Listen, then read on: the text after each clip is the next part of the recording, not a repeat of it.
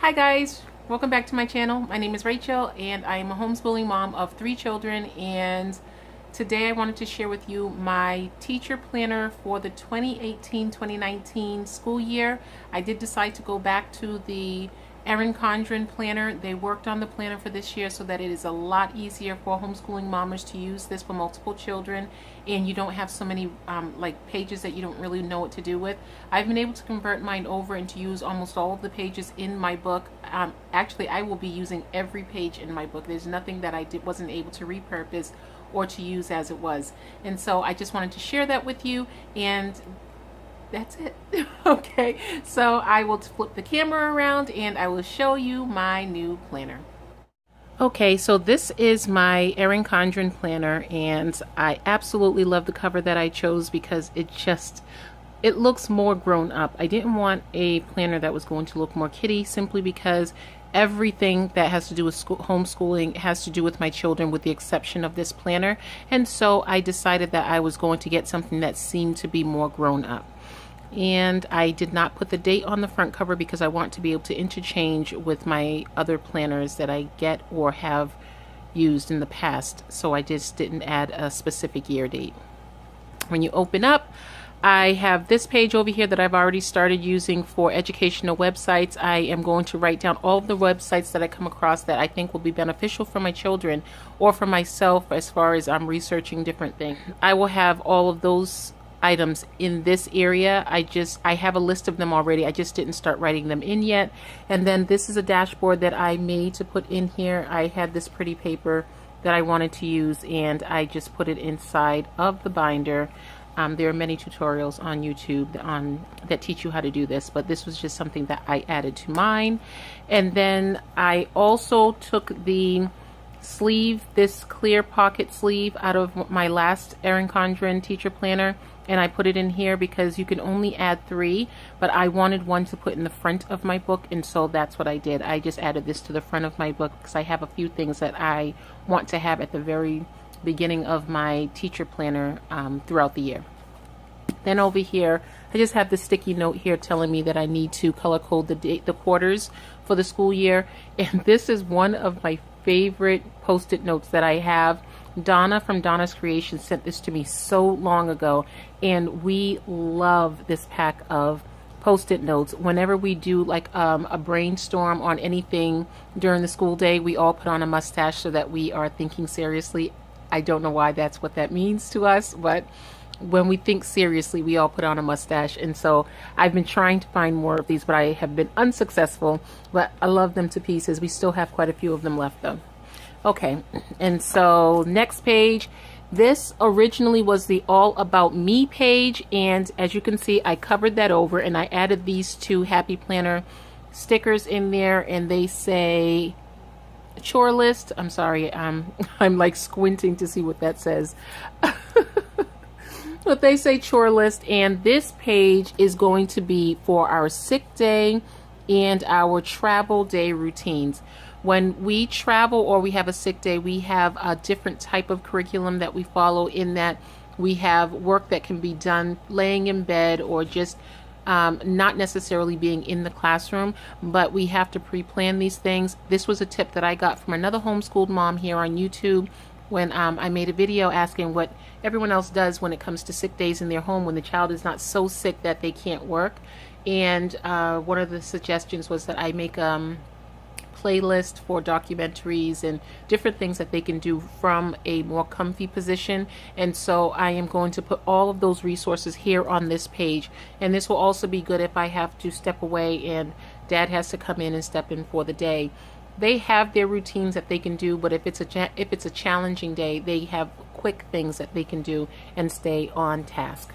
This is another divider that I made. This was some pretty paper that I had that I really just wanted to be a part of my book, and so I made it a part of my book as a divider. And then over here it is classroom events and volunteers. We have quite a few people who have volunteered to do classes, special classes for us throughout the year, and so this is where I am going to fill in all of their information. I have it all written down, but again, I haven't put it into my book yet because I want to do it on a day when I'm having good penmanship, And because I've been rushing doing lesson plans lately, I didn't want to rush and put this in here. And it would be nicer for me to share it this way because I don't want to obviously share anyone's personal information. Okay, so next we have a log that was a communication log for teachers in a classroom, and I will not be using this as intended because obviously I don't need to call anyone to talk to them about their children.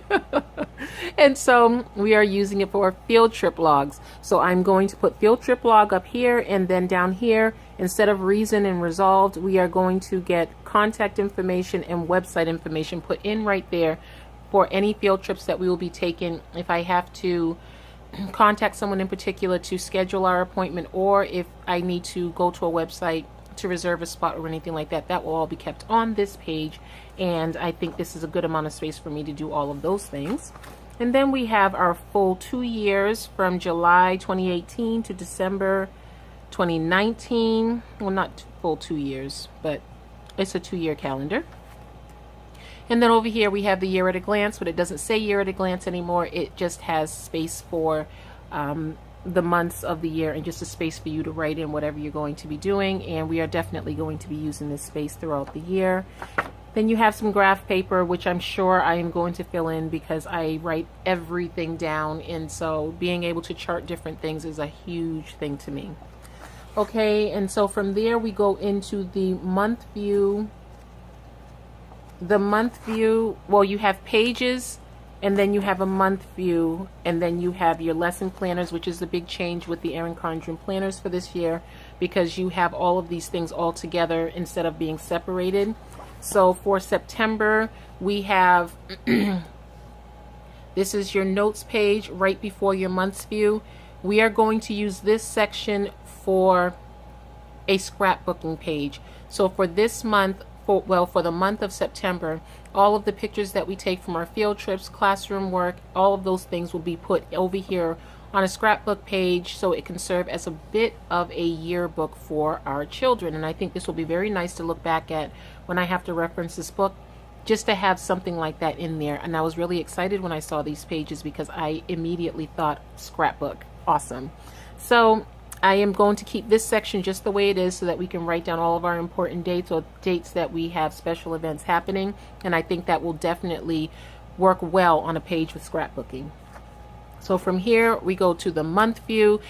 Well, the month at a glance, I guess that's what it would be, month at a glance, or the monthly view of the calendar.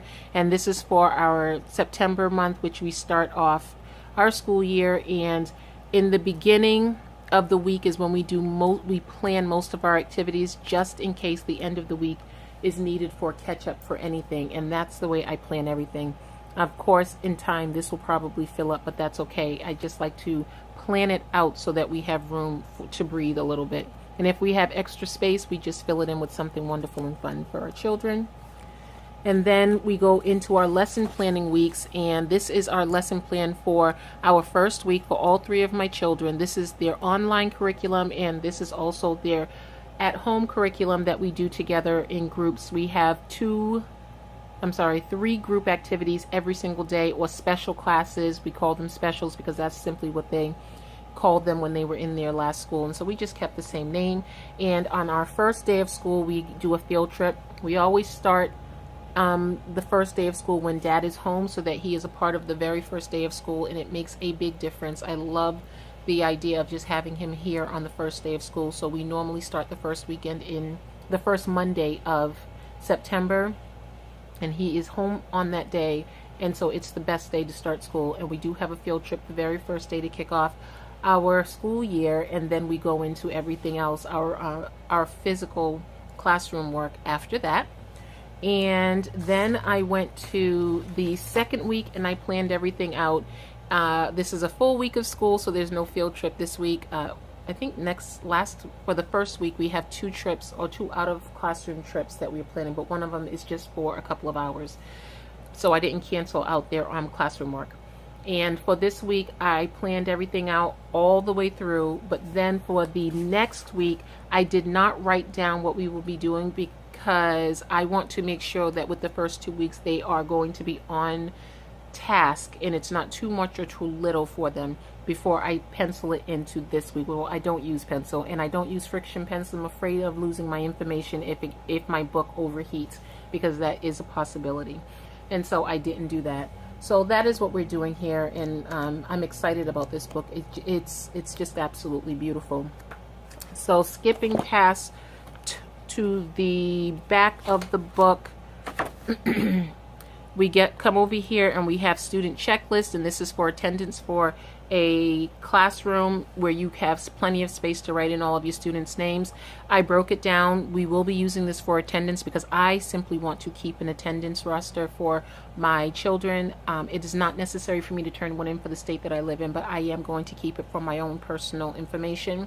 And so for each month of the year, we have them written down, and then 3 spaces, and I will check them all off. And then over here you'll see on this dashboard that I have here, I have a key that I can put in if we have classroom time, field trip time, volunteer day, library day, guest speaker, co-op class, and then math camp. Math camp happens once every 8 weeks. We do math camp where we review a hard week of every single thing that we have been doing so far, and that has been really, really helpful as far as keeping up with the math that everyone is getting, especially if everyone's getting something new, because it's just easier for me just to make sure that no one is moving on when they should be practicing a little bit more on something. So there are 7 of these pages included. You can add more, but I did not add more. The minimum is 7, and I'm kind of happy that there is a minimum because I would not have put these in here. But now that I have them, I thought about what I would want to do with them, and I'm so happy that they're in here because this is the last 2 months for the school year for attendance. But then I started all over again, and I put another September right here because we're going to use this for our group read book log. And so for the month of September, I'm going to, I didn't even mention the fact that at the top of the page I put 1 through 31, and then I have the dates. That will be the dates for each month. But then let me go back to the former page. You see right here I have that the 1st of September is a Saturday, and so I just put it in the days that coordinate with that date, and I'll do the same thing for October, November, December. And so over here I will do the very same thing for the months when it comes to our book log, so that I can see exactly how long we are spending on each book, and just a little notes as far as how many pages we're reading per day and things like that. And I just want to keep track of those things. And then we have enough pages for each of my children to have their own page to record, so that I can record all of the books that they are reading individually. So this again will be used for even their personal books that they read on their own. Okay, and I have a page for me to use for assignments. Any kind of assignments that they are given, because they are given book reports and all kinds of reports and activities that they have to complete, and I will be keeping track of them on these book pages as well. Isn't this cute? This is such a cute little llama. I got that from the Erin Condren website. I thought that was a super cutie thing. And that is it. These are the sticker pages that come with each of the planners. They're super pretty. I love these right here. They're so very useful. I love them. And then in this pocket I have a printout of all 3 of their digital their online work. This is their digital printout of what they'll be doing, and I have 2 weeks of it printed out. And so this is something that I will give to them, and then after they're done with it for the week and they've checked everything off, they will unstaple it and put it into a binder where they keep it for their records to show exactly what they did. And I did mention in my back to school haul video that I have a color-coded system that has been working out really well for them. I automatically know just looking at this is for my daughter because it's in pink. It has a pink clip, it has a pink pen, it has a pink highlighter. And when I go back to my lesson plans, it's the very same thing. She has pink writing and pink highlighting, and that tells me that this is all of the information that will be for her. And so it has been working out so well. I never thought that it would work out so well for me to have a color coding system that made it easier for me to identify which child I'm working with and whose work I'm looking at. That has really, really, really been great.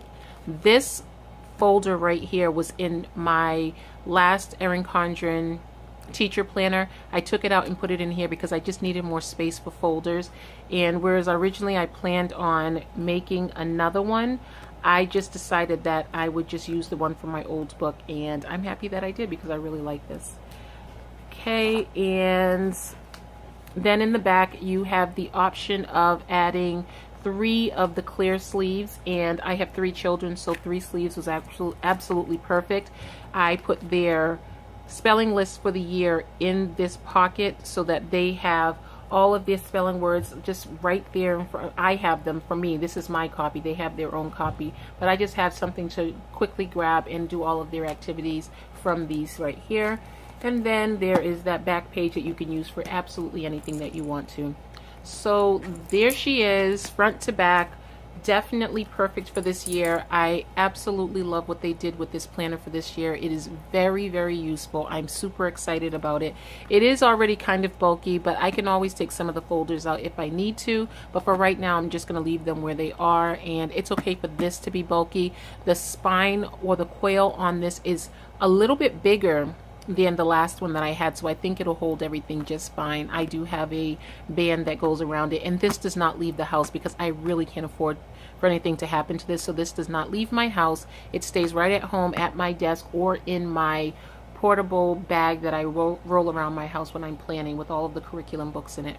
So yes, this has been a wonderful addition to our classroom. So far I am absolutely loving it, and hopefully it'll work out for the rest of the year. So I thank you very much for joining me today, and I look forward to talking to you again. Bye guys.